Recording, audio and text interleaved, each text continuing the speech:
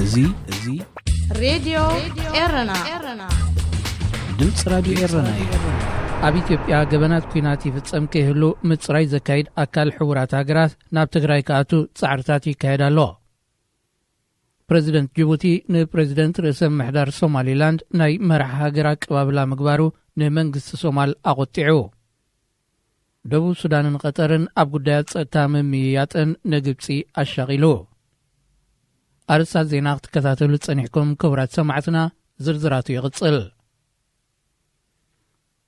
ኣብ ኢትዮጵያ ኣብ ክልል ትግራይ ኣብ ዝካየድ ዘሎ ኩናት ኣብ ልዕሊ ሰላማውያን ሰባት ብፍላጥ ዝተፈጸመ ቅስለትን መጥቃዕትን እንተሎ ዘጻሪ ኣካል ሕቡራት ሃገራት ከኣቱ ጻዕርታት ይካየድ ምህላው ተገሊጹ። ኮሚሽን ሰብኣዊ መሰላት ናይቲ ውድብ ኣብ ዘርግሖ መግለጺ ኣብ ትግራይ ኣብ ልዕሊ ሰላማውያን ሰባት ይፍጽም ዘሎ ግህሰት መሰላት ዘተሓሳስብ ምዃኑ ምጥቃስ ነዚ ዝፍጽሙ ዘሎ ኣካላት ብናይ ኩናት ገበን ክኽሰሱ ከም ዝኽእሉ ኣመልኪቱ። ፈደራላዊ ሰራዊት ኢትዮጵያን ሚሊሻታት ኣምሓራን ኣብ ክልል ትግራይ ድሕሪ ምእታዎም ኣብ ልዕሊ ተዛረብቲ ትግርኛ ዘተኮረ ጃምላዊ ቅስለት ንጹሃት ሰባትን ዝምታን ከም ዝፈጸሙ ክግለጽ ጸኒሑ እዩ። መንግስቲ ኢትዮጵያ ብወገኑ ሓይልታት ሕወሓት ኣብ ማይካድራ ኣብ ልዕሊ ተወላዶም ኣምሓራ ጃምላዊ ቅስለት ከም ዝፈጸሙ ይወቅስ። ይኹን እምበርቲ ኣብ ክልል ትግራይ ኣብ ብሔርን መንነትን ኣተኪሩ ተፈጺሙ ዝበሃል ዘሎ ጃምላዊ ቅስለት ንጹሃት ሰባት ንምጽራይ ናብቲ ቦታ ናጻ ኣካል ከኣቱ ንዝቐረበ እማመታት መንግስቲ ኢትዮጵያ ይነጽጎ እዩ ዘሎ። ኣብ ናይ ብሔር ግጭታትን ምትፍናን ተሸሚማ ትርከብ ኢትዮጵያ ኣብ ክልላት ኦሮሞ፣ ደቡብን ቤንሻንጉል ጉሙዝን እውን ተመሳሳሊ መጥቃዕታት ይቕጽል ከም ዘሎ እዩ ዝግለጽ። መዝብ ተሓዝ ኣብ ክልል ደቡብ ምስ ምፍራስ ጸጥታ ብዝተሓዝ ልዕሊ 700 ሰበስልጣን ናይቲ ክልል ካብ መዝነቶም ከም ዝተኣልዩ ኣገልግሎት ዜና ኢትዮጵያ ኣፍሊጡ። ኢትዮጵያ ብኸምዝን ተቐጺላ ዝመጽእ ዓመት ከተካይዶ ዝወጠነት ምርጫ ታሪኽ ዓሌታዊ ህልቂት ሩዋንዳ ከይድገም ሓያሎ ወገናት ብትዊተርን ካልእ ማሕበራዊ መራኸቢታትን ስጋቶም ይገልጹ። ፕሬዚደንት ርእሰ ምሕዳር ሶማሊላንድ ሙሳ ቢሒ ኣብ ጅቡቲ ናይ 2 መዓልታት ወግዓዊ ናይ ስራሕ ምብጻሕ ይፍጽም ኣሎ። እቲ ፕሬዚደንት ናይ ርእሰ ምሕዳር ብ23 ታሕሳስ ኣብ ጅቡቲ ብዝኣተወሉ ልክዕ ከም መራሒ ሃገር ወግዓዊ ናይ ኣቀባብላ ስነ ስርዓት ተገይሩሉ። ፕሬዚደንት ጅቡቲ እስማዒል ዑመር ገለ ንኽብሪ ናይቲ መራሒ ሶማሊላንድ ናይ ድራር እንግዶት ከካይድ እንከሎ ማዕረ መራሒ ሃገር ኣሰኒዎ ኣብ ዝተፈላለያ ትካላት ጅቡቲ ዑደት ኣካይዱ። መንግስቲ ጅቡቲ ንመራሒ ርእሰ ምሕዳር ማዕረ ፕሬዚደንት ሃገራ ምቕባሉ ንፌደራላዊ መንግስቲ ሶማል ኣቆጢዑ ኣሎ። መንግስቲ ኬንያ ቀዲሙ ንፕሬዚደንት ርእሰ ምሕዳር ተመሳሳሊ ቀባብላ ድሕሪ ምግባሩ ኣብ መንጎ ኬንያን ሶማልን ዝጸንሐ ምትፍናን ናብ ዝለዓለ ጠርዙ ከም ዝዓረገ ይፍለጥ። መራሕቲ ኢትዮጵያ፣ ሱዳን፣ ጅቡቲ፣ ሶማልን ኬንያን ኣብ ጉዳይ ዞባ ቀርኒ ኣፍሪቃ ኣመልኪቶም ብ20 ታሕሳስ ኣብ ጅቡቲ ድሕሪ ዘካየድዎ ህፁፅ ዋዕላ መራሕቲ ኬንያን ሶማልን ተበቲኹ ንዘሎ ዝምድና ንምምሕያሹ ክሰርሑ ከም ዝተሰማምዑ ተገሊጹ። ፕሬዚደንት ጅቡቲ ድሕሪ ሳለስቲ ዋዕላ ኢጋድ ንመራሒ ናይ ሓንቲ ካብተን ሶማል ሉላዊ ኣካለይ እትብለን ሶማሊላንድ ማዕረ መራሒ ሃገር ኣቀባብላ ምግባሩ ንፌደራላዊ መንግስቲ ሶማል ከም ዘየሐጎሰ ይስማዕ ኣሎ። ፕሬዚደንት ጅቡቲ ንፕሬዚደንት ርእሰ ምሕዳር ሶማሊላንድ ናብ ሃገሩ ብምዕዳም ዝገበረሉ ቀባብላ ንሉላውነት ሶማል ዘቆናጽብ ክብሉ ፖለቲከኛታት ሶማል ይወቕሱ። ፌደራላዊ መንግስቲ ሶማል ግና ብዛዕባ እዚ ኣመልኪቱ ዘውፅኦ ወግዓዊ መግለጺ የለን። ክልቲኦም ፕሬዚደንታት ኣብ ጉዳይ ምርጫ ሶማልን ካልእ ኣብ ጸጥታን ፖለቲካን ዘተኮረ ምይይጣት ከም ዘካየዱ ተሓቢሩ። ካብ ናይ ሶማል ዜና ከይወፃና ኣሜሪካ ኣብታ ሃገር ንዝርከብ ሰራዊታ ንምውፃእ መራኽብ ኩናት ኣብ ክልማያት ሶማል ከም ዘጸግዐት ማዕከናት ዜና ሓቢረን። ደቡብ ሱዳንን ቀጠርን ናብ ጸጥታ ዘተኮረ ምይይጥ መክያደን ንመንግስቲ ግብፂ ሻቅሎት ከም ዝፈጠረሉ መርበባት ዜና ዓረብ ሓቢረን። ክልቲአን ሃገራት ኣብ ጉዳይ ጸጥታ ዘተያ ብኣማኻሪ ፕሬዚደንት ኣብ ጉዳያት ጸጥታ ቱት ጋልዋክ ዝምራሕ ልኡኽ መንግስቲ ደቡብ ሱዳን ኣብ ቀጠር ኣብ ዘካየዶ ምብጻሕ እዩ። እቲ ልኡኽ ኣብ ሳለስተ እዚ ኣብ ከተማ ዶሓ ምስ ምኽትል ቀዳማይ ሚኒስተርን ሚኒስተር ዴታ ሚኒስትር ምክልኻልን ኻልድ ቢን መሐመድ አልዓትያ ብምርኻብ ዘትዩ። ክልቲኦም ወገናት ኣብ ጸጥታዊ ጉዳያት ከም ዝሰማያየጡ እንተዘይኮይኑ ዝርዝር ናይ ዘካየድዎ ዘተ ኣይተገልጸን። ኣቐዲሙ ፕሬዚደንት ግብፂ ዓብደልፋታሕ አልሲሲ ኣብ ደቡብ ሱዳን ኣብ ዝምድና ክልቲአን ሃገራት ናይ መጀመርያ ዝኾነ ዑደት ምክያዱ ይርስዕን። ግብፂ ጎረባብቲ ኢትዮጵያ ምስ ዝኾነ ሃገራት ዝምድና ተሕይል እኳ እንተላ ከም ሱዳንን ሶማልን ዝኣመሰለ ሃገራት ምስ ቀጠር ዘለውን ርክባት ግና ብሻቅሎት ከም እትከታተለዩ ዝግለጽ። ዜና ኣብዚ ይፍጸም። ሬድዮ ኤረና ፕሬዚደንትና ደቂ ኣንስትዮ ይፈቱ ዶ? ብስኒት ማሕሪ እዚ ሬድዮ ኤረና ድምፂ ራድዮ ኤረና እዩ። ሓደ ኣጋምሸት ቅድሚ 2000 ዓመተ ምህረት ምዃኑ እምበር እቲ ግዜ ብልክዕ ኣይዝክሮን እየ። ኣጸቢቕና ንፋለጥን ብሓሳብ ንረዳዳእን ሰባት ግን ንዕልል ነበርና።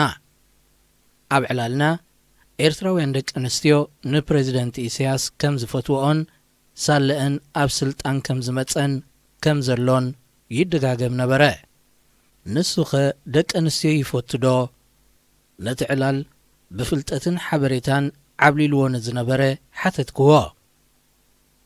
ምፍታው ክትብልን ከለኽስ እንታይ ማለት ክዩ? ተገምጢሉ ሓቲቱኒ። ማለትስ ከምዚ ዘን ደቂ ኣንስትዮ ኤርትራ ንዕኡ ዝፈትውኦ ንስኸን ደቂ ኣንስትዮ ኤርትራ ይፈትወን ዶ ኢለ ብምድጋም ካብታ መዋጠሪት ሕቶ ሓፈሻዊ መልሲ ብምሃብ ከምልጥሃቀንኩ። ቅድሚ ፕሬዚደንት ኢሳያስ ኣፈወርቂ ንደቂ ኣንስትዮ ይፈቱ ዶ ኣይፈቱን መምላስና ደቂ ኣንስትዮ ኤርትራ ስለምንታየን ንዕኡ ዝፈትውኦም ንመልስ ኢሉ ካብታ ቀዳመይቲ ዝኸበደት ሕቶ ሰዓበለይ። ኣብዚ እዋንዚ ቁፅሪ ንፕሬዚደንት ኢሳያስ ኣፈወርቂ ዝፈትውኦ ዝነበራ ደቂ ኣንስትዮ ኣጸቢቑን ቈልቂሉ ናብ ባይታ ገጹ ከም ዝቐረበ ንምርግጋጽ መጽናዕቲ ምክያድ የድልዮን እዩ። ሽዑ ግን ቅድምስታት 20 ዓመታት ኣቢሉ ፍቕሪ ኤርትራውያን ደቂ ኣንስትዮ ንፕሬዚደንት ኢሳያስ ዘካትዕ ኣርእስቲ ነይሩስ ካበይ ነቒሉ እቲ ፍቕሪ ክንትንትን ተካልና በሊዕና ምሰና። ዝበዝሓ ኤርትራውያን ደቂ ኣንስትዮ ስለምንታየን ዝፈትውኦ ነይረን? ሕጂ እቲ ፍትወት ታሪኽ ኮይኑ ስለ ዘሎ ይፈትውኦ ነይረን እናበልና ክንዛረብ ኢና። እቲ ሕቶ ባዕለይ ደኣ የልዕላ እምበር ጸኒሓስ ናባይ ተሰልቢጣ ኣዋጢራትኒ። ብዛዕባ ደቂ ኣንስትዮ ኢልና ካብ እንዛረብ ንስኺ ጓል ኣንስተይቲ እንዲኺ ንፕሬዚደንት ኢሳያስ ትፈትውዮ ዶ ትጸልእዮ? ዘይሰድድ ሓታታይ ብጎሮሮ ይሓዘኒ። እንታይ ማለትካዩ ኢለ ኣብ ከምዚ ዶ ኣብ ከምዚ ኢለ ዝተፈላለዩ ርእስታት ብምልዓል ልክዕ ከምቲ ኣቦኻዶ ኣዴኻ ትፈቱ ተባሂሉ ዝተሓተ ቖልዓ ንኽልቲኦም ኢሉ ምስ መለሰን ንሓዲኦም ምረጽ ምስ ተባህለን ዘርእዮ ዕጢጢ ኣዕጠጥየ ጊዜ ምስ ዓደኩ ንፕሬዚደንት ኢሳያስ ምፍታውን ዘይምፍታውን ዘይኮነስ ንዕኡ ከም መራሒ ምቕባሉን ዘይምቕባሉን ኢልና ንዛረብ ኢለ ነታ ባዕለይ ዘለዓልክዋ ሕቶ ክትእረም ጠለብኩ። ካባይስ ነታ ሕቶ ዘቕለልክዋ ይመሲለኒ ነይሩ። ኣብቲ ዝሰዓበ ኽትዕ ግን ዝገደደ ኣብ ዘይምልሶም ሕቶታት ወደቕኩ።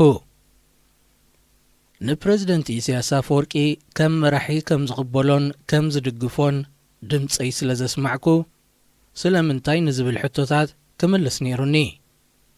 ንመጀመርያ ጊዜ ብዛዕባ ፕሬዚደንት ኢሳያስ ኣፈወርቂ ዘለኒ መወከሲታት ኣፈ ታሪኽን መራኸቢ ብዙሃን ሃገርና ምዃኑን ዘረጋገጽ ኩሉ ኣጋጣሚ ድማ ነበረ። ጽቡቕ መብጻዕታት ፕሬዚደንት ኢሳያስ ንህዝቢ ኤርትራ ብሓፈሻ ንደቂ ኣንስትዮ ኸኣ ብፍላይ ዝገጥመኒ ጸላኢ ኣብ ዘይነበረሉ ጊዜ ከም ዱልዱላት መታኾሲ ዕርድታት ሓርየ ኣብኦም ተጸጊዐ ክከላኸል መረጽኩ። መብጻዕታት እምበር ዝተለኽፈ ፍረ መብጽዓ ክእልሽ ጊዜ ምስ በላዕኩ ትዕግስቱ ዝወድአ ሰማዕየይ ዝበዛሕክን ደቂ ኣንስትዮ ኤርትራ ንፕሬዚደንት ኢሳያስ ከም ሰቢኽን ትፈትዎ እምበር ከም መራሒ ኮንክንን ኢሉ ኰለፈኒ። ብጭብጥታት ክምክቶ ስለ ዘይከኣልኩ ሓጹረይ ፈሪሱ ኢደይ ሃብኩ። ኣየወ ደቂ ኣንስትዮ ኤርትራ ገሌና ብመልክዑ፣ ገሌና ብቑመቱ፣ ገሌና ብኣዘራርብኡ፣ ገሌና ብግርምኡ፣ ገሌና ኸኣ ብጥቕስታቱ፣ መብዛሕቱ ኸኣ ብዛዕብኡ ብዝተነግረና ጅግንነት ሕምም ዕብድ ኢልናሉ። ንሱ ኸ ندك أنسي إرترا بوحدو يدنقصلندو أتا كل جزء تقرمني كساب لومي ملس زي رغب كل حتو سلمنتايو نتنا هزبي إرترا فغري قابل عليو بحفشا نايدك أنسيغا بفلاي كمز تحسمو زأمن النمر الداتا سلا زي رغب كيه كم تقدم استغسكو دحرتا نايك أدم 10 عامتات علال حدا مشت عدل أبزرغب كلو بريزيدنت إيسياس دك أنسيو فوتدو إلا محتاتا يقدفكن حدا جيزي كمتنا حدا غازيت إنيا قات إمو تباهيلو زعلل يقات من نبره اتعلال كمتا زسمعكو يخدق ما أب جيزي غالسي ننات سنة إيرترا هزباو جنبار حرنت إيرترا محبر حرستوت زبل سلمنتاي دحر كم زفرسة زي فلت لكع كم هما دقن كالوت محبرات سرحتنياتاتن تمهرون عبي محبر حرستوت نيروا حدا اوان ات محبر حرستوت قبايخ قبرن كله حدا غازيت انيا تقادالاي هزباو جنبار كالمتاق قبر نابتوم زقابو زنبورو حرستوت كده نحد غابتوم حالفتت محبر كا محبركم دك أنسيو يحقوف دو إلو حتتو اتحارستاي كم حفر إلو أتسموا بالكاداء أبجيزي غوري أبيك قدف إلو ملسي بحال أناون كوموز مسل ملسي مسقط أمني أبتحتو متعرراي قبركو بريزيدنت إيسياس أبلع لدك أنسيو زلوت أمامتا كما يقلتن كما يقبلن بغمي يخحزن زدلي عبزبنا سلطانو انتاي كقبرلن يزدلي إذا حتو حد اوان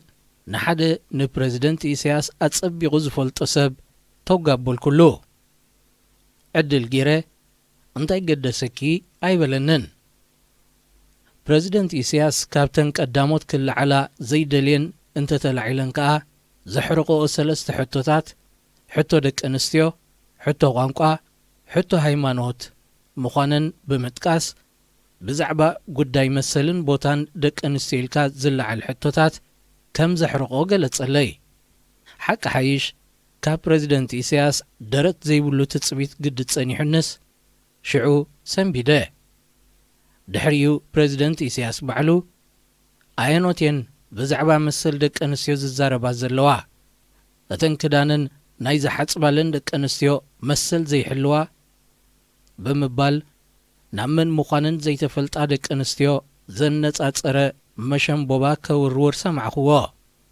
صنحي لخا منين بزعبا معرنتن مسلن دك أنستيو زحتها زلوا أتنا فنشان نفيحن أبز كثما مرسيدس ززورات زلوا إلو أمر رخبي بزهان إيرترا بعلي نقلي انكنت وابلن شعو مرسيدس تزور بزعبا قداي دك أنسيو تزارب دقا منكم تخون كنبل قرم سرح رقيبنا قننا بريزيدنت إيسياس ندك أنسيو كما يريئن قلم لوسئلن مركاب كاب ولاديتو جميركا مسحواتو دك أنسيو زلو ركب كما يو مفلات أقداسي زنورلو جيزي دمانيرو نولاديتو أب حد قاتامي معرنا دا قدم يخرقا جيسكيو هما دا مخان عيد ليكنيو كم زبالة شبوت حبريتا ترخبه أدى بريزيدنتنا ويزرو أدانش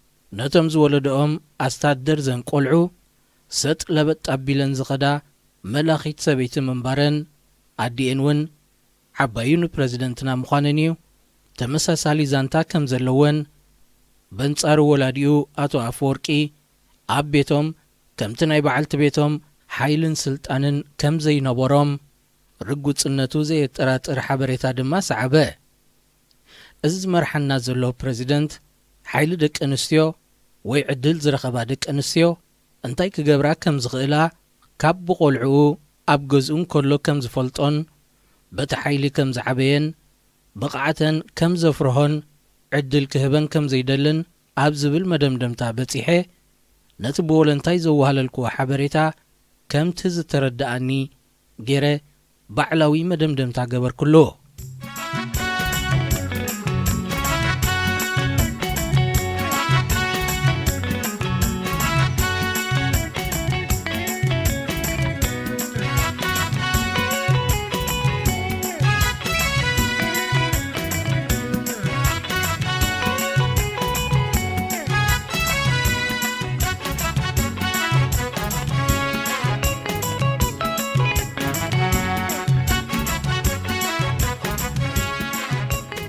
ደቀንስቲ ኤርትራ ንፕሬዝደንት ኢሳያስ ዘይንቡር ዘይቅድመ ኩነታዊ ፍቕሪ ክንልግሰሉን ከለና ንሱ ግን ተመን ዝረአየ ብልሕፂ ተዳህለ ግዲ ኮይንዎ ካብ ብጌሓቱ ብኣተሓሕዛ ሓዊ ክቐርበና ጸኒሑ ብግብሪ ድህኽ ጉጢ እናበለና ብዘይበኣና ዕምሪ ከም ዘይብሉ ስለ ዝፈልጥ ንኣብነት ኣብ ቅነ በዓላት ቡራዊ እየበልዩ ሃማድአ ጽቡቕ ክዛረብ ቀኒዩ ገለ ካብቲ ሽዑ ሕዳር 2004 ዝበሎ ንምጥቃስ ኣብ ብዙሕ ኣጋጣሚታት 30% ካብ ተጋደልቲ ህዝባዊ ግንባር ደቂ ኣንስትዮ ነይረን ይበሃል እዩ።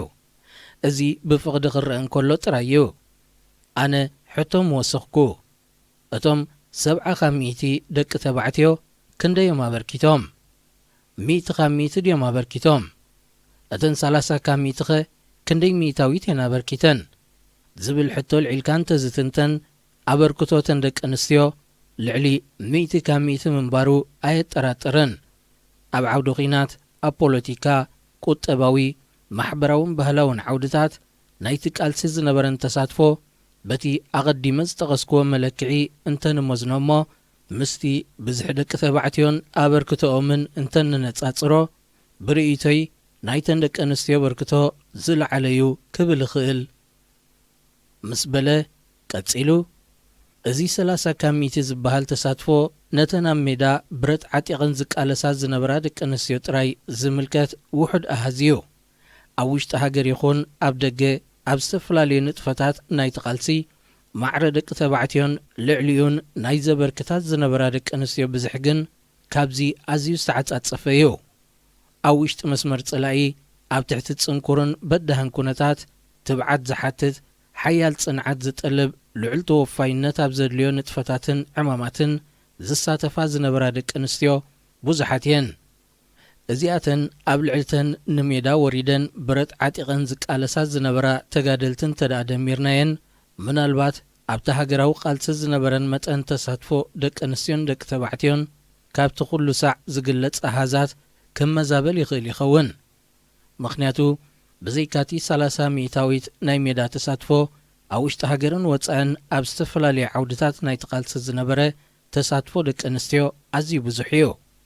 ምናልባት ስምዒታዊ ክኸውን ይኽእል ግን ብናተይ ትዕዝብቲ ንድሕሪት ተመሊሰ ክግምግሞ ከለኹ ደቂ ኣንስትዮ ካብ ደቂ ተባዕትዮ ንላዕሊ ብልጫታት ዘርእያሉ እዋናትን ዓውድታትን ናይቲ ቃልሲ ነይሩ እዩ ኢሉ። እዘን ፕሬዝደንትና ታሪኽ ሰሪሐን ዝብለን ዝጸንሐ ተጋደልቲ ኾነ ኣብ ውሽጢ ኤርትራን ወፃእን ዝነበራ ውፍያት ሓፋሽ ውድባት ደቂ ኣንስትዮን እተን ተረፍ መስዋእቲ ኣበይ ኣለዋ? እንታይ ይገብራ ኣለዋ? እተን ዝወለዳ ደቀን ብኸመይ የዕብያ? ኣብ ከመይ ዓይነት ስራሕ ተዋፊረን ኣለዋ? እተን ስንኩላን ኩናትከ ዝበዝሓ ዝመሃራሉን ዝመስላሉን ዝጐያሉን ናይ ንእስነት ዕድመ ኣብ ቃልሲ ስለ ዘሕለፋ ካብ መሳርዕ ናይቲ ንቡር ሕብረተሰብ ተመዛቢለን እየን። ሓያሉ ካብአን ብዙሕ ኣታዊ ዘይረኽባሉ ከም ፓርኪንግ፣ ናይ ጽሬት ስራሕ፣ ክዳን ሃብታማት ምሕጻብ ተዋፊረን። ገሊአን ነዛ ብህይወት ንኽነብራ ክሳብ ነብሰን ኣብ ዝሸጣሉ ሕሱር ስራሕ ተዋፊረን ተዋሪደን እየን። እተን ገሊአን ኣብቲ ንህዝቢ ኤርትራ በጃ ዝኾናሉ እዋን ዘጋጠመን መውጋእቲ ጥዕነአን ስለ ዝጐደለን ኣካለን ዝሰንከላን ጭላፋት ሓፃዊን ኩናት እስኩጆታት ኣብ ኣካላተን ዝጾራን እየን። ጥልመት መብጽዓ መንግስቲ ኤርትራ ወይቲ ንኹሉ ገባርን ሓዳግን ዝኾነ ኢሳያስ አፈወርቂ ንኸተረጋግጽ ናብ ዘንግዳያት ደቂ ኣንስትዮ ግልጽ ጥራይ ምባል ኣኻልዩ። እዘን ዕድመ ዝደፍኣ ዘለዋ ሓርበኛታት ደቂ ኣንስትዮ እቲ ሕሱም ናብረአን መሊሱ ብኢሱ ተስፋ ቖሪፀን ደቀን ደቂ ስዋት እውን ኣብ ምድረ በዳን ሰሃራን ማእከላይ ባሕርን ይጠፍኡ ኣለዉ። እተን ሎሚ ኣብ ኤርትራ ዝተወፅዓ ደቂ ኣንስትዮ እተን ምእንትን ኤርትራን ህዝባን ክቃለሳ ኽብላ ኣብ ጊዜ ቓልስን ድሕሪኡን ኣብ ሃገራዊ ኣገልግሎትን ኩሉ ከም ሰብ ብውልቀን ክገብርኦ ዝነበረን ዕድል ዝሓለፈን ንቡር ምንባር ዝተኾልፈን ሕጂ ኸዓ እቲ ዝኣመንኦ መንግስቲ ኤርትራ ብጥልመት ዝደበሰን እየን። እቲ ዘሕዝን ግን ገሊአን ግዳያት ደቂ ኣንስትዮ ከም ዝተጠልማ ኣይፈልጣን እየን። ነቲ ዝተኻሕደኦ ነቲ ዝተመንዝዐኦ ክብረት ከመኽንያሉ ይስምዓ። ደቂ ኣንስትዮ ንሓደ ዝኣመንኦ ክሒድወን ከም ዘሎ እናፈለጣ ነቲ ሓቂ ክቕበላ ልክዕ ከም ዝሞት ወላዲ ዝኸብደን ኮይኑ ዝረኣየሉ ኣጋጣሚ ኣሎ። ሓንቲ ካብ ከባቢ ደቀ ምሓረ ንከተማ ኣስመራን ካልእን ክሳብ ቡምባን ፈንጅን ዘጠቓለለ ዝተፈላለዩ ንብረት ሒዛ ተኣቱ ዝነበረትን ሓበሬታ ብምቕባል ንሰውራ ዘገልገለትን መወዳእቱ እውን ሓደ ወዳ ዝተሰውኣ ንሳ እውን ስርዓት ደርጊ ምስ ፈለጣ ሃዲማ ዝወፀት ዝፈልጣ ኣዝያ ንፍዕቲ ደላ። እዚ ኩሉ ንሃገራ በርኪታስ ሕጂ ንተግባራት መንግስቲ ኤርትራ ከመይ ከም እትርእዮ ሓቲተያ ዝበለትን ንኸካፍለኩም። እዚ ኩሉ ዝግበር ዘሎ ኣይፈልጦን እየ። ዝተቓለሰ ተደርቢዩ ሰራቕን ሓሳውን ንኤርትራ ዘይገበረላ ንዓና ንጸላኢ ኣሕሊፎም ክህቡና ዝደልዩ ዝነበሩ ከዳዓት ንኤርትራ ይዕንድሩላ ኣለዉ። እንተኾነ እታ መጀመርያ ክንውደብ እንከለና ካብ ዕላማና ከይንጠልም ምሒልና ኢና። ሕጂ ኸዓ ክልተ ግዜ ንዛረብን ኢና፣ ኣይንጠልምን ኢና። ማሕላ ሓንሳብያ እቶም ዝጽይቑ ዘለዉ እዮም ስዋኣት ክሒዶም ዕላሞም ጠሊሞም ብመዓልቶም ከዓ ክእረዩ እዮም። ምስ በለትኒ ስምዕንዶ ኣደይቲ ኣኪል ክነሳ ስለ ዝቐርባ ኣቲ እየ ዝብላ። ንፕረዚደንት ኢሳያስ ዲኺ ትፈትውዮ ኾንኪ በልክዋ ዘርጊ ሕጂ ዳ እንታይ ክፈትወሉ? እቲ ቀደም እሞወ ሕጂ ዘይንስዋ ይዛረብን። ንኣኼባ ሳሕል ክንከይድ እንከለና ነዛ ንዓይንና ርኢና ንብል ነርና። ኣነ ነታ ወደይ ዝወደቐላ ዕላማን ሃገረይን እየ ዝፈቱ። ቁንዓት ከኣለዉ ብመዓልቶም ክመጽዮም በለትኒ። ቅድሚ ሕጂ ናይ ቀረባ ቤተሰበይ ዝኾነት ኣደቲ ሓደ ካብቶም ነቶም ኣባፅዕ ዓሪዶም ዝነበሩ ሰራዊት ኢትዮጵያ ንምጥቃዕ ኣብ ስጋለት ቀጣን ዝተሰውአ ታንከኛ ብዛዕባ ፕሬዚደንት ኢሳያስን ጉጅልኡን ኣብ ኤርትራ ዝፍጽምዎ ዘለዉ ጉድለታትን ክንዛረብ ምስ ሰማዓትና ብሂወትን ከለና ስዋኣት ደቅና ክሒድኩሞም በለትኒ። ምን ንስዋኣት ከም ዝኸሓደ ከነረዳኣ ዝገበርናዮ ፈተነ መንግስቲ ኤርትራ ነታ ደቅና ዝወደቑላ መሬት ካብ ወያነ ይከላኸለላ ኣሎ ኢላ ብምድራቕ ግደማይ ጽምኢ ገበረትና። ኣብ ዝቐረባ እዋን ድማ ኣብ ሓደ ንደቂ ኣንስትዮ ጥራይ ኣብ ዝምልከት ኣጋጣሚ ነፍሲ ወከፍ ጓል ኣንስተይቲ ተሲኣ መስሓቕ ዕላል ክትነግር ግዴታ ነበረ። ሓንቲ መንእሰይ ተሲኣ ድማ ብዛዕባ ፕሬዚደንት ኢሳያስ ዝሰምዓቶ ዋዛ ክትነግር ጀመረት። መጽሓፍ ቅዱስ ሒዛ ብዛዕባ መንፈሳዊ ህይወት ትጉስጉስ ዝነበረት መንእሰይ ነታ ዋዛ ክትነግር ዝጀመረት ኣቋረጸታ። ንጉስካን ኣምላኽካን ሓደ እዩ፣ ኣምላኽ ዘይፈትወሉ ኸዓ ኣይነግስን እዩ በለት። ዝድግፍኣ ስለ ዝረኸበት ከዓ እቲ ብፕሬዚደንት ኢሳያስ ዝተደርሰ ዋዛ ከይንሰምዖ ተኣገደ። ሕሉፍ ሓሊፎም ኣብዚ እዋንዚ ኣብ ኤርትራ ኢሳያስ ኣፈወርቂ ዘይኮነ ሰይጣን ነጊሱ ንኤርትራን ህዝባን ይበታትን ከም ዘሎ ዝጉስጉስ ኣለዉ።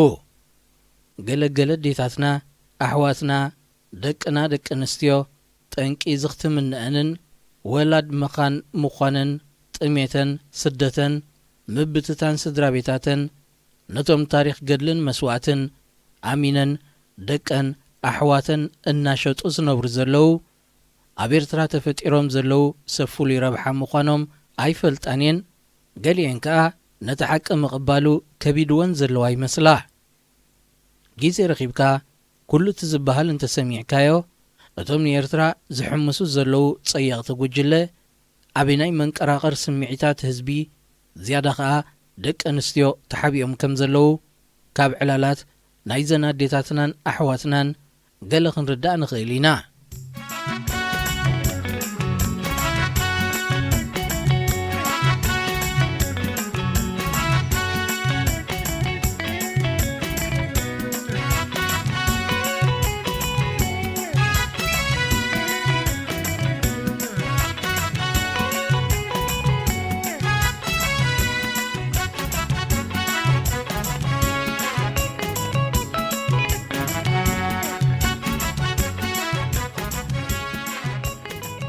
እቶም ለውጥ ንደሊ እቲ ለውጢ ቅድም ኣብ ተሓሳስባ ክንሪኦ ንስራሕ ሓደ እዋን ኣብ ሓደ ብሚኒስትሪ ምክልኻል ዝዳሎ ተዓጠቕ ዝበሃል መጽሔት ጀነራል ስብሓት ኤፍሬም ኣብ ዝገበሮ ቃለ መጠይቕ ብዛዕባ ምጥያስ ሰራዊት ተሓቲቱ ነበረ።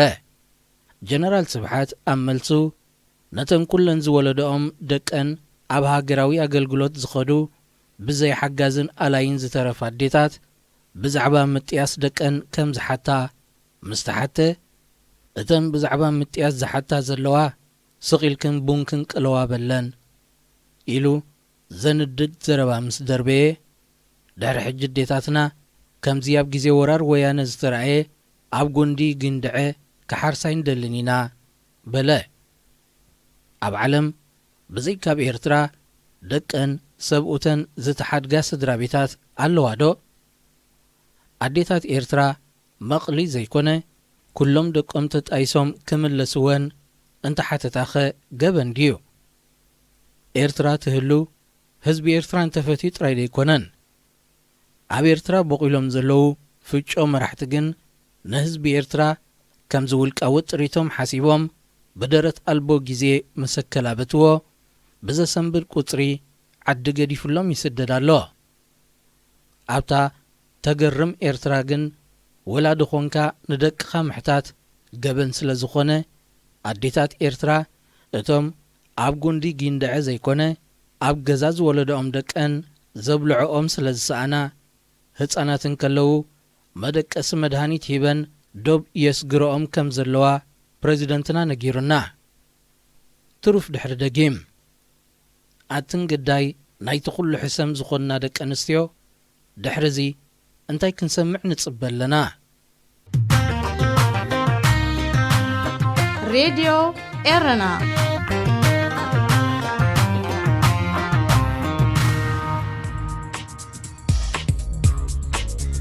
መደብ መንስያት ኣብ ሬድዮ ኤረና። ሰላም ዝኸበርኩም ሰማዕቲ ሬድዮ ኤረና ብሓፈሻ ብፍላይ ከዓ ተኸታተልቲ መደብ መንስያት ከመይ ትቕንዩ? ሓሙስ ኮይኑ ንሎሚ 24 ታሕሳስ 2020 ንዓኹም ይኾኒኦም ዝበልናዮ መደባት ሒዝና ኣብ ሰዓትና ተረኺብና ኣሎና። እምበኣርከስ ኣብ ድሮ ልደት ፈረንጂ ማለት ክሪስማስ ኮይና ርሑስ ልደትን ሓድሽ ዓመትን ክኾነልኩም ንምነ ክሳብ ፍጻሜ መደብና ምሳና ክትጸንሑ ብኽብሪ ዝዕድመኩም ኣኽበረት መሓርየ ሰናይ ጸንሖት። መደብ መንስያት ኣብ ሬድዮ ኤረና። ጎደናታት ኣርነህም ኣርነህም ናይቲ ዝዓበየ ኣውራጃ ናይ ሆላንድ ርእሰ ከተማ እያ። ኣዝዮም ጸበብትን ንምልላዮም ዘሸግሩኻን ጎደናታታ ካብ ሶኒ ክሳዕ ሰንበት ዕሙራት እዮም። ኣዝያ ልምዕቲ ከተማ ኮይና ሩባራየን ድማ ተዓጢቑዋ ይርከብ። ኣብ ርእሲ እዚ ኣርነህም ኣናፁ ብዕስለ ዝነብራላ ከተማ ተባሂላውን ይዝረበላ እዩ። ኣብቲ ጸበብቲ ሻውላታ ሸናዕ መባል ካብቲ ዝውህጎ ሓደ ነገር እዩ።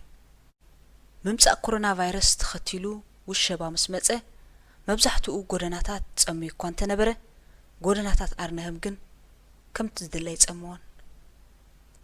ኣነ ኣብ ገዛ ምዕጻው ምስ ሰልችወኒ ጽምዋይ ከብርር ናብቶም ዝብህጎም ጸበብቲ ሻውላት ገስጊሰ። እቲ እዋን ሰባት ዓይኒ ንዓይኒ እንተተጓኒፎም ዝስንብድሉ እዋን ብምንባሩ ኣብ ገጻት ኩላቶም ድሁል መንፈስ ይንበብ ነይሩ። ካብ ባቡር ወሪደ ናይ ትራፊክ መብራህቲ ተጸቤ ድሕሪ ምስጋሬ ኣብቲ ጅማሮ ናይቶም ጎደናታት ዝኾነ ገፊሕ ኣፍ ደገ በጺሐ። ኣብኡ ሰፊሕ ዝኣፉ ክንድባስካ ዝኸውን ባኮ ሃሂሉ ነይሩ። ኣቓልበይ ናብኡ ገይረ ድንን ኢለ ምስ ረኣኽዎ ኸዓ ክሳዕ ልዕሊ ፍርቂ ዝኸውን ሜለ ማለት ቱፋሕ መሊኡ ነይሩ። በቲ ሓደ ወገን ከዓ ዝተጠርነፈ ፌስታላት። የማን ዘይረ ዋንኡ ኣብ ዓይነይ ከኣቱ ቁልሕ ኢለ ኣብኡ ግን ኣይነበረን። ንዕኡ ዝሕልዎ ሰብ እውን ኣይነበረን። ኣብ ሓደ ዓብ ታቤላ ድማ ክራትስ ዝብል ተጻሒፉ ነይሩ። ክራትስ ማለት ብቋንቋ ሆላንድ ነጻ ማለት እዩ። ካብኡ ፍንትት ኢላ ኣይስክሬም ትሽየጣ ባንኮነ ነይራ። ቅርብ ኢለ ብምግራም ነቲ ኣብኣ ዝነበረ ሰብኣይ ናይ ብሓቂ ናይ ነጻ እንተኾይኑ ሓቲተዮ። እቲ ሰብኣይ ሓቂ ምዃኑን ዝደሊ እንተኾይነ ሓፊሰ ክወስድ ከም ዝኽእልን ሓቢሩኒ።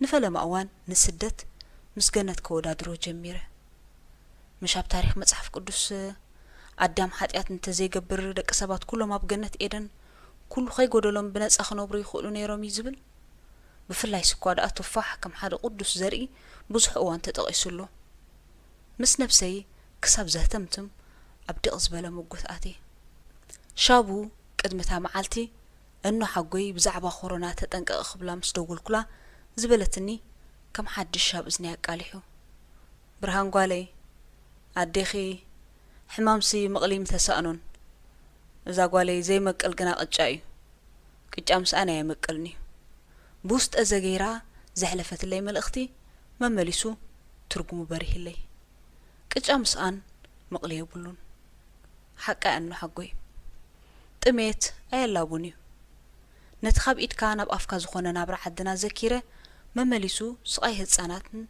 طميت دق أن مرأي رأسان كساب تسأل أزقورن ناديتاتن بفلاي كأس أسمران هزبان نفسي أب كم زعينت بوتام هلاي كم بلس كسمع عنو كوان تجمرة بوحدوغن اتبزعبا أبزم هلاوي زنبرني ألو تاو سئلي كتفو خمزلوني باريهو اللي مخنياتو أبزلوخو عدي سب حمام كورونا خي حمم أبقزو أخعدسو خمزلو كوان تتنقرو مسارتاو طلباتون قجو اندفين كاغن أيكونن زعدسو ادخلو بزعبا عدي إرتراز الشغل نزنبرة أنصارنا يزخلو أبزلو خنتاتيو أسمرا اتدخنتان نايكون اللي نابر أنقدي أب عيني يقجلن خوينو كينيو تزعبو خلو عديات ملالسني مخنياتو أسمرا زبانا دريبا كبدا قفيعة محدار زودا دراس لزي اللي أنا خدول ممليسة انتهي دقات قبرو بزي موقع عزيخنا بيتنك أساقسو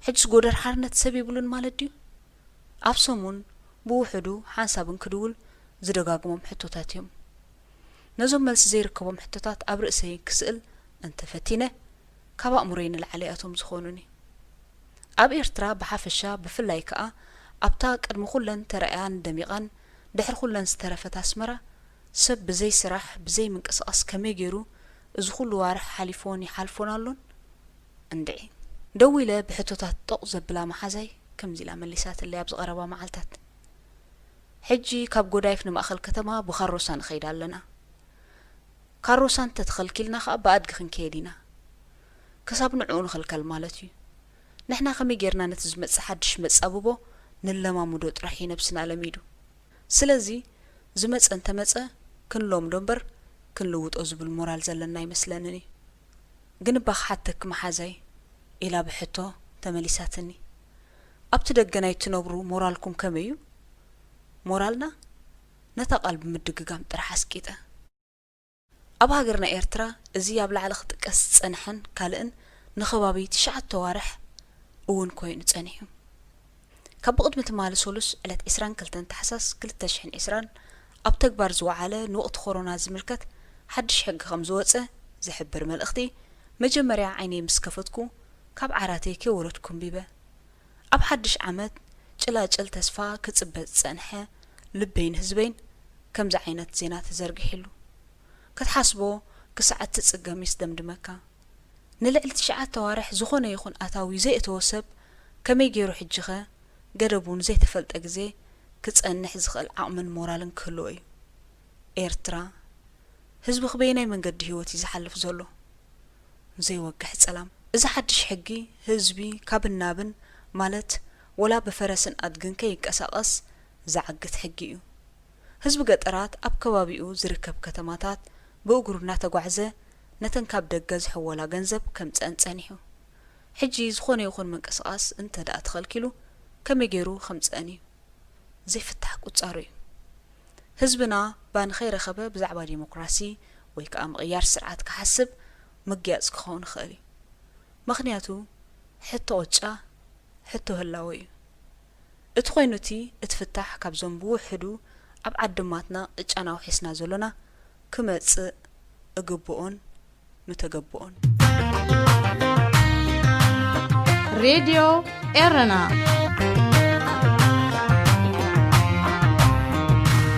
قنياتو بعلدت أملا علم زبعلو ليو ከተማታት ኤውሮጳ ብሰንኪ ለበዳ ኮሮና ዳርጋ ብጽምዋ ተዋሒጠን እየን ዘለዋ መወዳእታ ሰሙን ናይ ወርሒ ታሕሳስ ኣብ ዝበዝሐ ሃገራት ኤውሮጳ ቁሪ ልዕሊ ዓቐን ዝብርትዓሉ በረድ ዝወርደሉ ከምኡውን ድቕድቕ ጸላም ዳርጋ ዝበዝሐ ሰዓታት ቀትርን ለይትን ዝቆጻጸረሉ እዩ ናብ ሃገራት ሰሜን ኤውሮጳ ምስ ትገይሽ ንጉሆ ሰዓት 8 ዳርጋ ጌና ከም ቂሕ ጽልምና ኤርትራ እዩ ድሕሪ ዝተወሰነ ናይ ቀትሪ ሰዓታት እታ ንስሙ ቁሩብ ቅልቅል ትብል ሓፋድ ፀሓይ ከይደንጎየት ከም ዝሃዳናይ ዝረኣየት ዓጋዜን በሪራ ህጣማ ይጠፍእ ኣብቶም ድማ ተመሊሱ ጸልማት ይነግስ በትኻልእ ሸነኽ ድማ እቲ ከም ዝተፈትለጡጥ ፈለል እንዳበለ ብንፋስ ዝድፋእ ዝመስል በረድ ቀስ እናበለ ንምድሪ በብቁርብ ይበሕቶ ዝጸርጎን ተዘይረኺቡ ንዘይመልእ ቦታ የለን ምድሪ ናሕሲ ኣባይቲ ቃላያት ኩሎም ብኡ ይመልኡ እቶም ካብ መፋረቕ ጽድያት ሒዞም ቆጽሎም ረጊፎም ስብርባር ጨናፍር ሒዞም ዝተርፉ ኣግራቡን እንተኾነ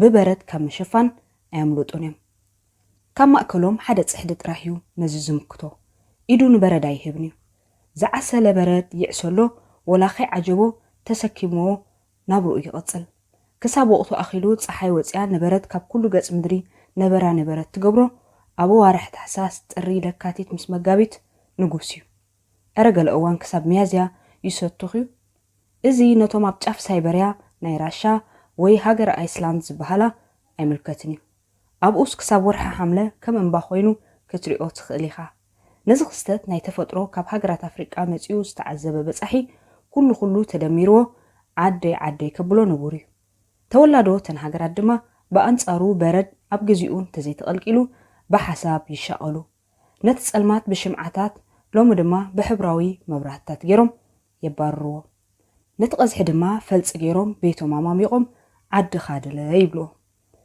ነቲ ኣብ ግዳም ዝሓድር በረድ ግና ምስኡ ሃሞምን ቀልቦምን ገይሮም ብስስዕቲ ዓይኒ ይርእይዎ ዳርጋ ከም ሓረስታይ ሃገርና ማይ ዘይምህራሙ ንኣዝመራ ሳዕቤን ዘለዎ ከምኡ ድማ ኣብ እዋን ሓጋይ ዝህልዎም ጃሕጃሕታ ዛራ ማይ ይጎድል መሬት ይደርቕ በረድ ርእሱ ዝኸኣለ ኣምልኾ እዩ ንዓኣቶም ሕሉፍ ሓሊፎም ድማ ሆቴል ይሰርሕዎ ነቲ መራኸብ ዝሰገራሉ ዝነበራ ማይ ብብዝሒ ቀዝሒ ናብ በረድ ምስ ተቐየረ ብግቡእ ብዶዘር ጸሪጎም ብሎደር ደግዲጎም ንግዚኡ መንገዲ መካይን ይገብርዎ ነቶም ብበረድ ዝተሸፈኑ ነዋሕቲ ኣኽራናት ብናይ በረድ ሳእንታት ገይሮም ብስፖርታዊ ውድድራት ይዕንድሩሉ ብዙሕ ክበሃል ይከኣል ንሎሚ ግና ካብ ዝኹሉ ዝጠቐስክዎ ኣብ ክልተ ኸድህበ ኣብ ጽሕዲ ልደትን ብበረድ ዝተሰርሐ ሆቴልን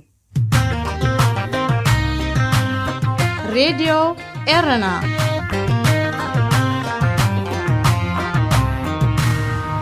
ከተማ ኪሩና ኣብ ሰሜን ጫፍ ዋልታ ትርከብ ሾደናዊት ከተማ እያ ኣብዚ ወርሓት እዚ ብበረድ ተሸፊናላ ብሰንኪቲ ኣብታ ከተማ ዘሎ ዓመታዊ ግዚኡ ሓልዩ ዝህነፅን ዝፈርስን ሆቴል ዝለዓለ ሓያለይ ኣማኢት በጻሕቲ ዓመታዊ ትእንግድ ብበረድ ዝተሰርሐ ሆቴል ኣለዋ ከምኡውን ቤተ ክርስቲያን ኣብዚ ኩሉ እንትንኡ ብበረድ ዝተሰርሐ ሆቴል ክድቅስ ካብ በረድ ዝተሰርሐ ወንበር ኮፍ ክትብልን ዘይገርም ኣይኮነን ግና ብጥራይ ይኮነን ብዙሕ ገንዘብ ይሓተካ ቤተ ክርስቲያን ሾደን ዓመታዊ ኣብ ቀነ ልደት ዝመሓላለፍ መንፈሳዊ መልእኽቲ ካብ ብበረድ ዝተሰርሐ ቤተ ክርስቲያን ተመሓላለፍ ብዙሓት ህፃናት ድማ ኣብቲ ዕለት ይጥምቑ በቃ እቲ ህንፃ ብቐሊሉ ዘይዓኑ ኣኻውሕ ናይ በረድ ቀዲዶም ዝሰርሕዎ ኮይኑ ንኣዋርሕ ብዘይፀገም ይጸንሕ ዕለቱ ምስ ኣኸለ ድማ ይፈርስ ንዝመጽእ ዓመት ብተመሳሳሊ መንገዲ ይስራሕ ተመሊሱ ይፈርስ ከምዚ ጾታ ገዛ ይመስል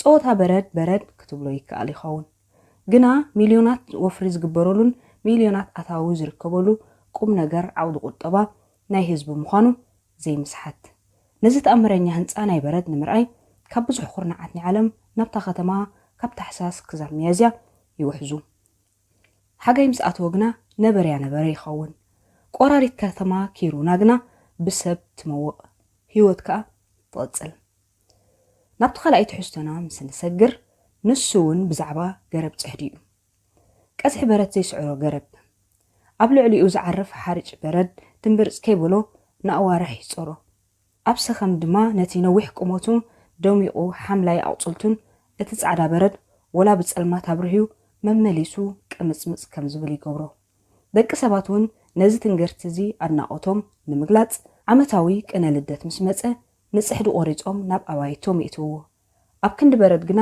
ብጡጡን መብራህትን ይሽፍንዎ እዚ ኣብ ጀርመን ከም ዝተጀመረ ዝንገረሉ ንልደት ብጽሕዲ ጌርካ ሰሊምካ በዓል ምብዓል ናብ ኣሜሪካ ክሰግር ኣይዶንገን ካብ ብጡሉ ጽሕዲ ድማ ናብ ኣርቲፊሻል ተሰጋጊሩ ናብ ተንጫፍ በረድ ርኤን ዘይፈልጣ ሃገራቱን ከይተረፈ ውዕውዕ ኮይኑ ይጽምበላሎ ባህሊ ልደት ባህሊ ክርስትና ምዃኑ ተሪፉ መዋዓውዒ ናይ ግድን ንመግለጽ ሰናይ ትምኒትን ንመቐበል ሓድሽ ዓመትን ኮይኑ ኣብ ዓለምና ኣስፋሕፊሑ ይቕጽል ኣሎ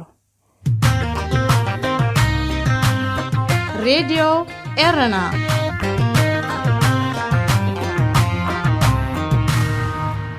ዝኸበርኩም ተኸታተልቲ መደብ መንእስያት ንሎሚ ዝበልናዮ መደባት ከም ዝተኸታተልኩም እዩ ነይሩ ብዘቕረብናልኩም ዓጊብኩምን ተዘናጊዕኹምን ክትኮኑ ሙሉእ ተስፋና እዩ ክሳብ ዝመጽእ ሐሙስ ምዝተረፉ መደባት ሬድዮ ኤረና ንሓድገኩም ሰናይ ቀነ እዚ ሬድዮ ኤረና ድምጽ ራዲዮ ኤረና እዩ